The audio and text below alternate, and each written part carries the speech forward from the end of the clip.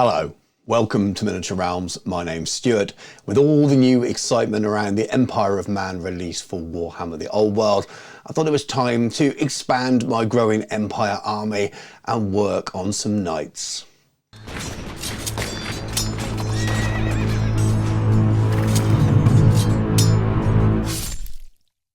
Miniature Realms is proudly sponsored by Baron of Dice, premium wargaming dice. Over 500 styles, over 4,000 customer reviews. Welcome to the best dice on the planet. So as you're watching this, you may have just found out loads of news about Warhammer the Old World and hopefully an Empire release. At the time I'm recording this, I have no idea what's been announced at the World Championships preview. But I have started working on a non-Empire army. There's a few other tutorials and videos already. I'll pop a couple of links into those now. But I was looking at Empire Knights, looking at Rights Guard and the Knights Panther. Of course, the Knights of the White Wolf, and even some of the less known knightly orders. Even Knights Griffin, who I thought may be perfect for Null until I found out they weren't founded till 2303.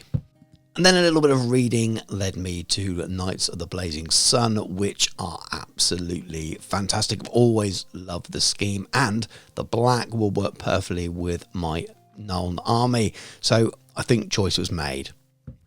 Now I've got quite a few knights now, either a mixture of eBay rescues or purchased from a friend who also rescued them from eBay, I think. So they are fully assembled. I've cleaned them up a little bit more, but they are attached to the horses. And for this scheme, I probably would have left them off. It would have made it a little bit easier at times, but actually it wasn't too hard. So it's prime black and ready to go.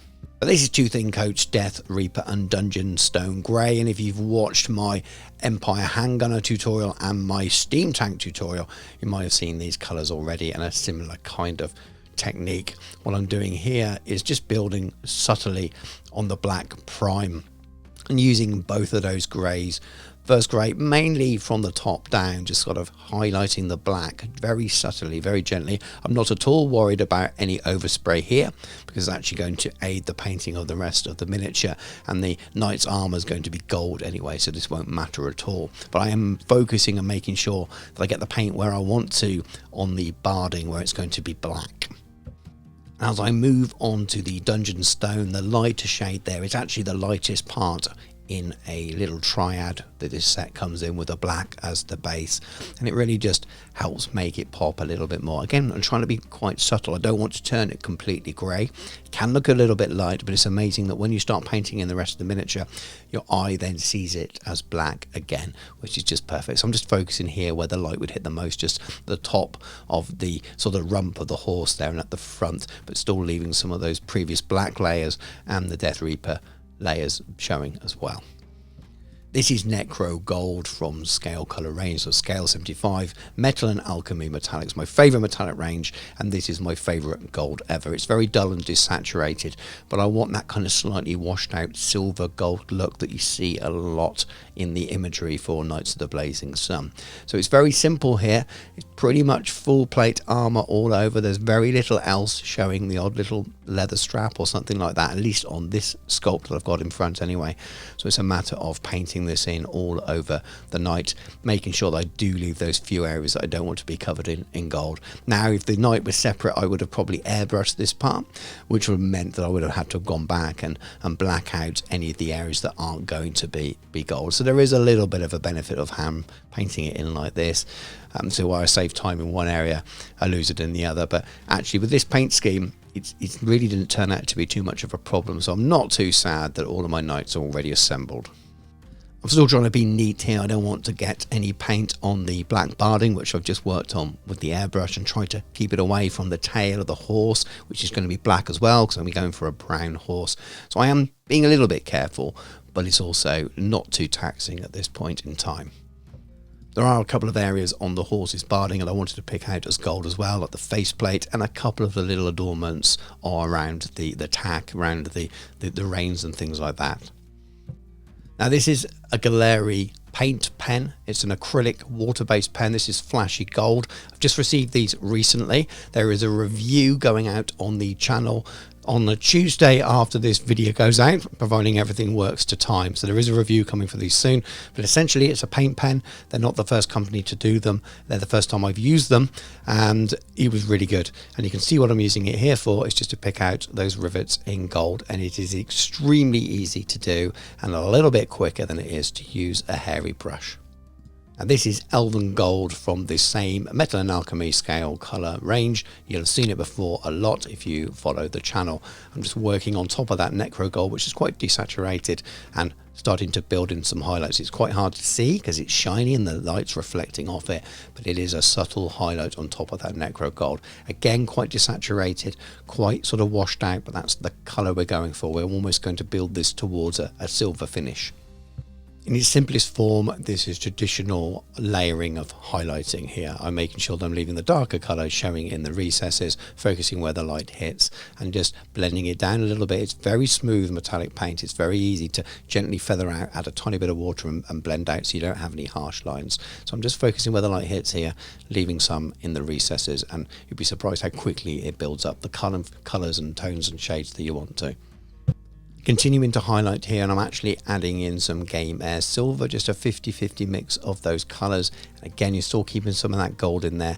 Each time these highlights are getting a little bit thinner, so almost working this like a triad, working towards the edges here now more, so it's almost edge highlighting in places. Some of the flat areas as well where the light would really hit, and it really starts to build in this lovely sort of pale, shiny gold.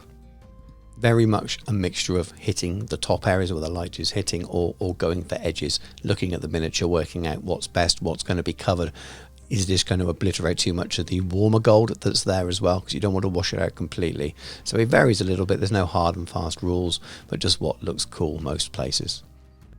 So back to the two thin coats range, and this is Wizard Grey, and I'm going for a different grey from a different spectrum here for the horse's mane and fur, just to make sure that it stands out a little bit from the greys that we're using on the armour. Essentially it doesn't look a massive amount of difference, but I know it's different, and I think it will help a little bit towards the overall look. I'm just using the side of my brush here a little bit so I can pick out those strands in the horse's tail, just to highlight the main strands of hair. It's already highlighted slightly from the airbrushing because it was top down. That's quite hard to see on camera, but this is really just accentuating it and making it pop. The horse also has some hair around the tops of the hooves as well. This will have a name. I have no idea. I don't know anything about horses really, but I'm just using that same colour just to paint those in gently, just literally on the top of the detail on the miniature, on the raised area, and painting them in with this grey. Back to that Dungeon Stone Grey, because as the army colours, the armour colour, and I'm going to be using it just to highlight here the edge of the black here on this sort of tassel that's tied around the knight's helmet. There's also some areas that I'm picking out or leaving black on the saddle as well. The rest is going to be yellow, which is the Knights of the Blazing Sun colours. I'm just doing very subtle edge highlights here, a little bit of feathering out just to blend it in a little bit, but there's so little to cover here that you can do some very neat little brush works, and it just really makes it pop and stand out and look a lot more neater. Sticking with that theme and with the horse that's going to be brown, I've decided to make all of the leather work on the horse that sort of dark black leather as well. So again, same colour, just highlighting the edges of those leather straps.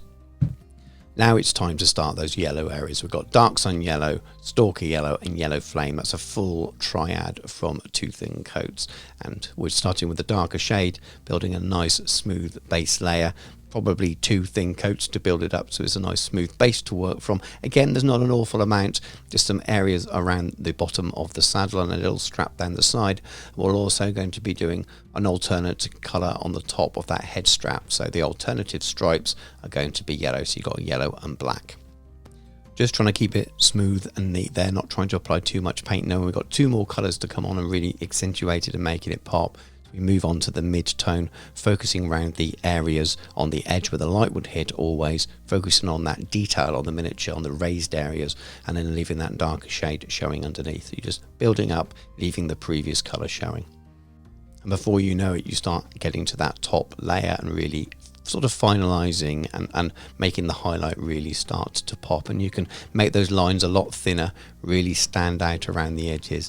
Now I may come back to this yellow a little bit later on once I've done a bit more, I love this triad, but I also would like a fourth highlight on there just to really make it pop with a little bit more white in.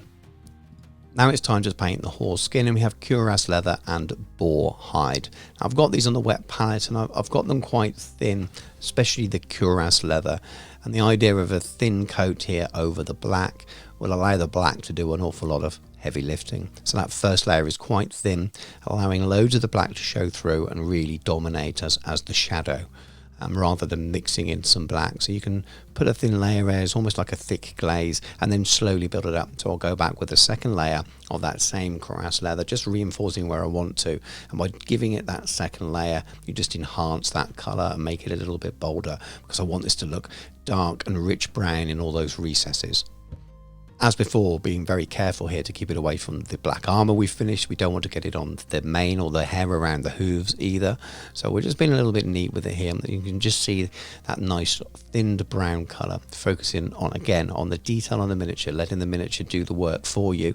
And because it's thin enough, you've got some of that grey showing through as well. So almost adds like a bit of a zenithal highlight in a way. And it's helping you decide where to place your brush because you're following in the lines.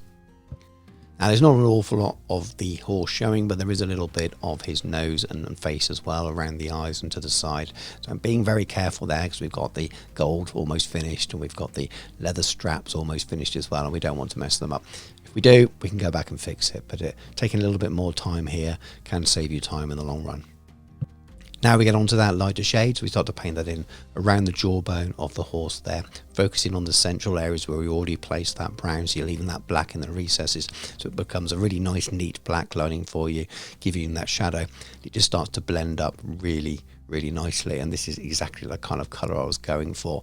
And the more you mix in of that, the redder tone, the stronger the highlights become. And we're only using two colours here, but it looks like we've used a lot more. That's because we're layering up with those really thin coats and applying that second layer to make it a stronger colour, which gives you a really nice transition just with two colours over black. So we do our final pass now round. It takes a little bit longer to do all the musculature on the legs of the horse, but again you can still see that black in there, just focusing on those more raised areas, as I keep saying, but it really makes a difference just to build up these thin layers. And I hate painting horses, but this really wasn't that hard at all. Now, I mentioned coming back to that yellow, and I'm going to. This is Phalanx yellow from Citadel. It's just a little bit brighter and lighter than the three colours in that triad I used from Two Thin Coats. Very fine thin edge highlights here, just on each of the edges on the top of that wrap around the top of the helmet, the odd edge highlight around this what's streaming behind and on the bottom of the saddle. It's very much an optional thing here, but I just think it really makes a difference and helps it really stand out. Now this is Nazdrag yellow contrast paint, and I'm going to use this as a glaze now, again to really accentuate that yellow. There's quite a few stages to the yellow now.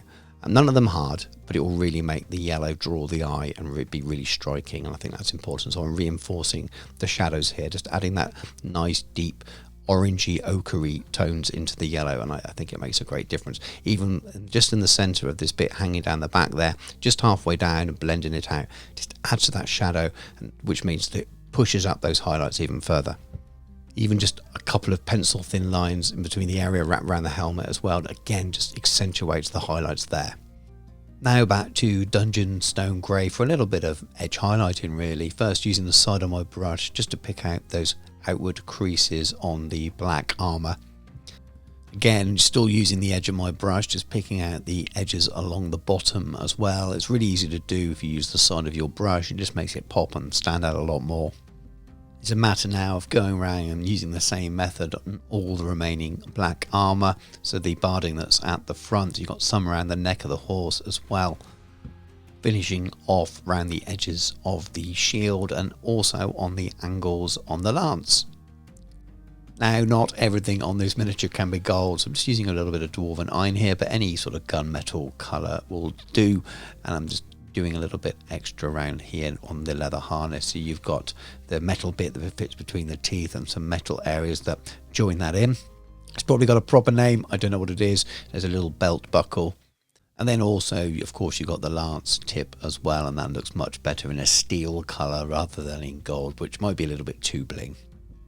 I don't have any Knights of the Blazing Sun decals, but we have some Horus Heresy decals here, and these are for the word bearers, and you've got this lovely blazing sun kind of design. It's got a little black design in the middle which I'll paint over, but that's perfect. So I put it on now. I'm not going to go through how I use decals here. I'll pop a link to a video I made on how to apply decals, but you're using Microsed and Microsol and so on. But I'll pop a link in for those of you who want to look at a slightly more detailed video on a good way to apply decals to miniatures.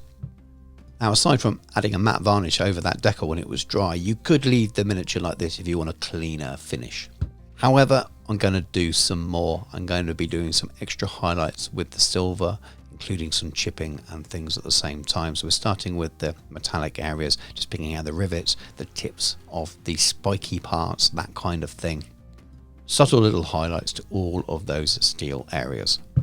But what I also decided to do, and this again is very much optional and adds quite a bit of work really in some ways, is to add a few more edge highlights to the armor in pure silver, just to really bring out that lighter gold feel. Very much optional.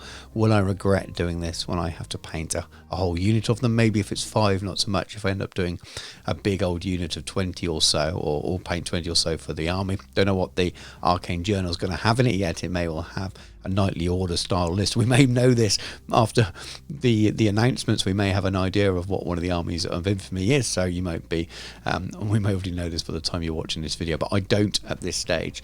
So maybe if I have to paint a lot, it could be painful, but it does look good, and it really adds to that kind of desaturated sort of bright gold, but also not too yellowy vibrant, that kind of silverish light gold, and that's the effect I'm going for with this miniature.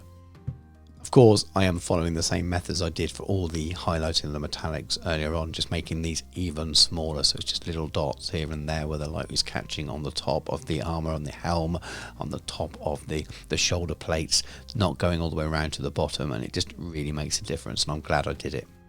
So now I want to do some sponge chipping on that black armor. I want it to look like it's seen battle. And it's easy to polish your gold, but maybe not so much to reflect the lacquered area. So I'm using some sponge that I got in blister packs. I'm using this sponge holding tool, this chipping tool from Knott's Hobbies, and the board that's now covered in paint is also from them. If you'd like to purchase this device, there's a link in my description, an affiliate link which gives you a little bit of money off as well, but it's really, really handy, much easier than just holding it in your fingers or even in between some tweezers, because you don't have to keep it squeezed. The device works in reverse, so when you press it in, it opens it up, and when you let go, it holds that bit of sponge tight. It comes with some other sponges, a slightly different density to this as well, which are really cool. But going super light here, I'm just picking out the odd little chips around the raised areas where they would catch a little bit more, maybe when they've battered up against shields or swords and things like that. I just think it really adds a little bit of extra detail or interest to the miniature. That's great on the shield where it's going to have lance points hits, when it's going to deflect sword marks and things like that. It just makes it look really good. I'm just using the same yellow triad I did for the yellow earlier on, and filling in that sun design, so covering over the word bearers symbol, because we don't want that. This isn't 30k, and it just covers over pretty easy, and it means I don't have to freehand a whole sun emblem. And it's a good use of decals that I've probably never got around to using. Maybe they will release some with the launch and the new set. There's a good chance. There's been plenty of decals so far, so that'll be cool. But I haven't got time to wait for that. We don't even know when it's going to be, so I'm cracking on. So this is a ready mixed oil wash, again from Scale 75 or Soilworks range. This is grease. It's a light brown, almost sepia tone, and I'm going to be using it quite sparingly to start with on the gold armor, and very much as a recess wash, as a pin wash. It does run very nicely into all the recesses in a different way than a standard wash would, so it actually works off the shiny surface of the metallic paint and doesn't stick there too much. You can stain the flat areas if you want to, but I'm trying not to. But the good thing about it is I can clean it up afterwards, so if you're going to use a standard style wash here, great stuff. Just be a little bit more precise with it, because you don't want to take away all those nice shiny highlights you've added in there. So I'm making sure it runs into those recesses, into the detail. It'll add extra depth to the overall colour, and when it dries it looks a little bit grim and dirty as well, and gives that metallic area a more realistic look. Now this is really pleasing and really, really easy to do. It doesn't take very long at all. It runs nicely into the recesses, as I've already mentioned, and it just sort of stains and colours those areas that you want to look a little bit darker. So it's great fun. I'd recommend it to anyone that hasn't used it before. I am also adding it to the black areas, and it doesn't show up super well because it's obviously brown, but I'm adding it around those rivets, and I'll put a few streaks down onto the black areas as well, because like I said, I really like my armies to look grim, like they're on the battlefield, like they've been on campaign. If that's not for you, you want more of a cleaner heavy metal style finish, then you probably wouldn't have been adding much of the chipping anyway, or maybe less, and you might not be using this. But I definitely recommend it on the armor, even if you want that cleaner look, because it does really help with that recessed shading. And I've been using the same oil washes on my bases as well, and that's why I put my basing texture down and allow it to dry. I haven't covered it in this tutorial, I've covered it in one ages ago, so if anyone has any questions, just pop a comment below in the video and I'm happy to tell you what things I've used for it. But I appreciate that most people do their bases to match their own armies and their own schemes, but it's a really good way of kind of, while you've got the paint open, covering a lot of things all in one go, and again, when it dries, it just looks great on the bases. This is AK Fast Dry Thinner. It's great stuff to work with your oils. You can use Artist White Spirit as well. Just don't use the stuff you find in hardware stores or in your B&Q because it's too strong and will potentially damage your paint. I've just got it on an old brush. You always use an old brush for all your oil paints. A little bit in the cap, dabbing the excess off on a paper towel if I need to. And anywhere the oils run to an area I don't want it, it's on a flat surface, I can just go back with this and paint it away, essentially. You're almost buffing that gold. And again, it just makes it pop and sort of shine and stand out, leaving all of the oil wash only in those recesses. Now, this is Dirty Down Rust, and while the armour wouldn't be very rusty, I'd expect them to take a lot of care over it. It's a really nice way of adding an extra colour to the weathering. So I am going to put a couple of little marks on the shields. I regard them to get a bit more of a battering. So a couple of little marks and just run it down as if there's a little streak here and there. But I won't put too much. I won't put any on the gold, really.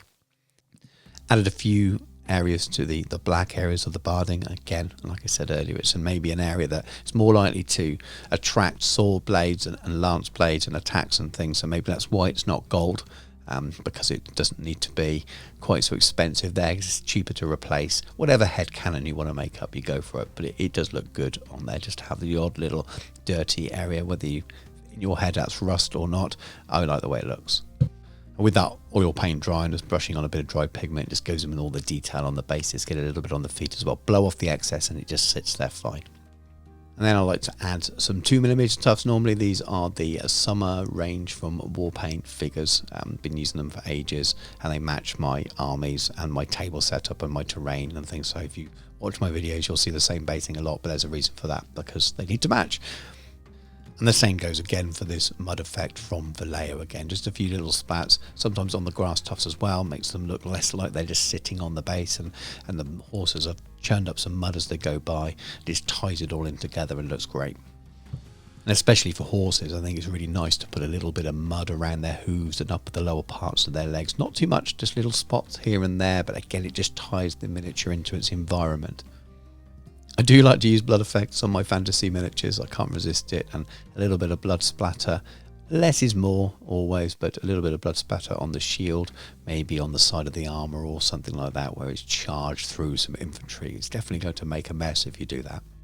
And then I always like to finish with a black rim on my bases.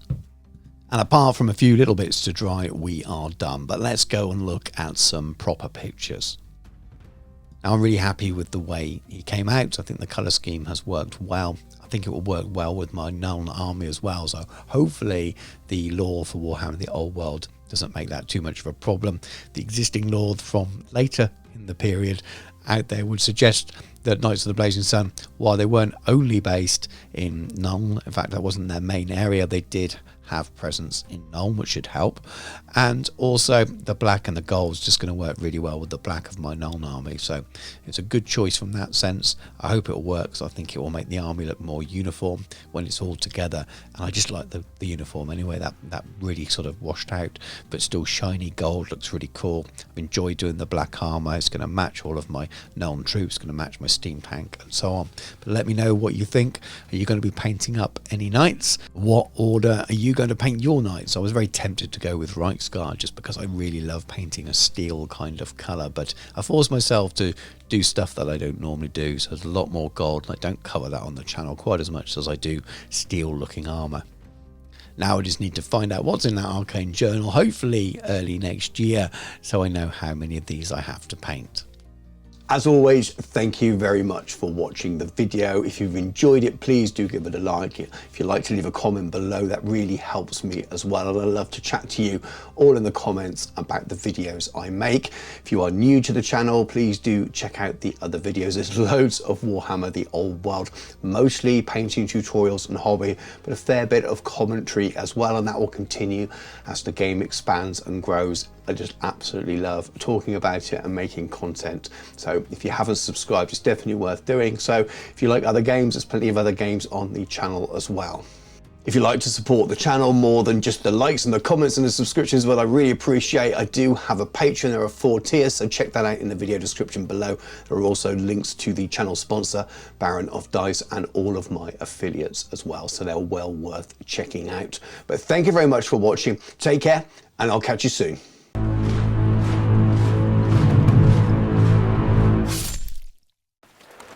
Fetch me from Bar Grimson. You will pay for what he has done. It's a shame those little men have gone. They were halflings. They've stopped following me. Oh, please let me stay with you. I'll do the washing up. I'm a great dwarf wizard. I don't need you to do my washing up. Here, can you hear horse hooves? Ooh, he's shiny. Thunderbar Grimson, you are summoned to none. Oh, bugger.